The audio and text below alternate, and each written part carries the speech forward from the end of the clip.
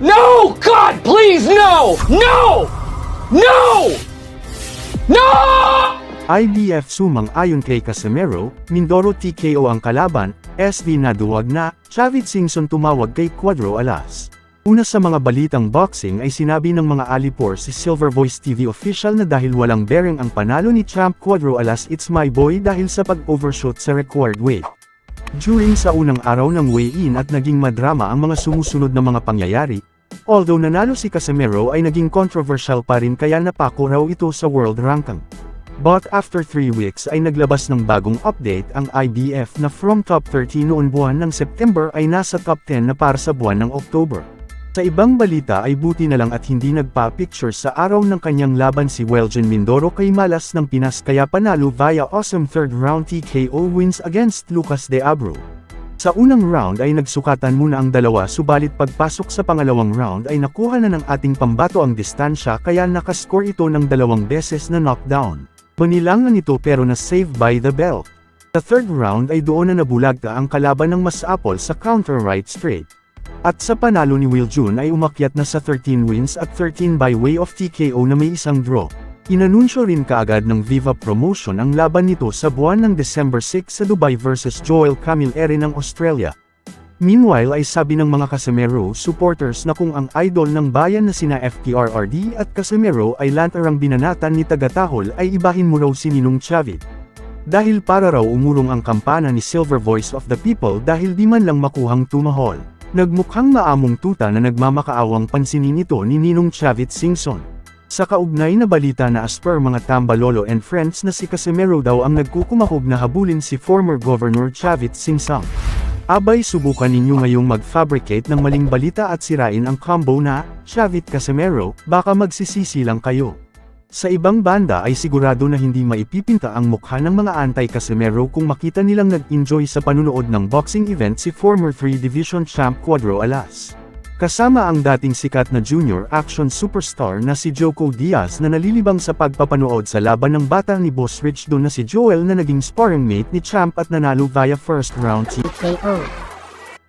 Ate Kuya rin doon. Lupino family, ayan. Ayan po, bangkuhan sila. Makiat ni Cuadrolas.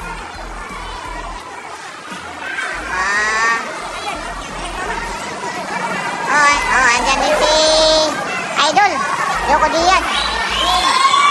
Andyan din yung promoter, mga boss.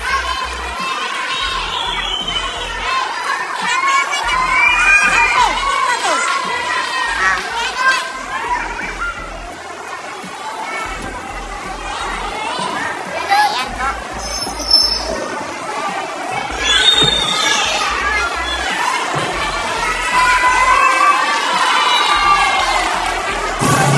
Congratulations!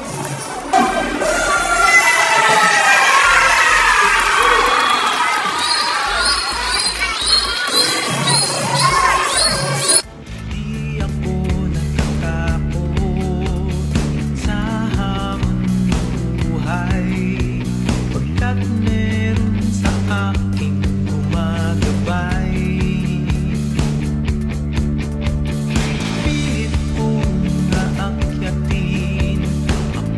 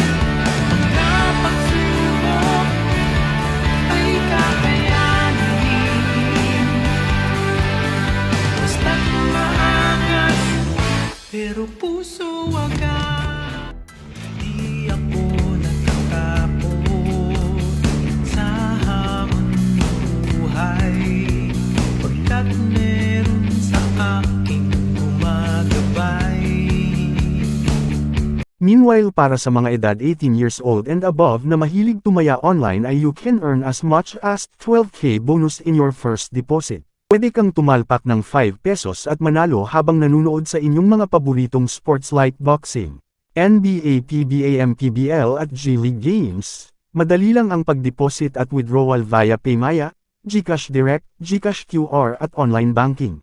Please check comment section para sa pagrehistro at gamitin ang promo code.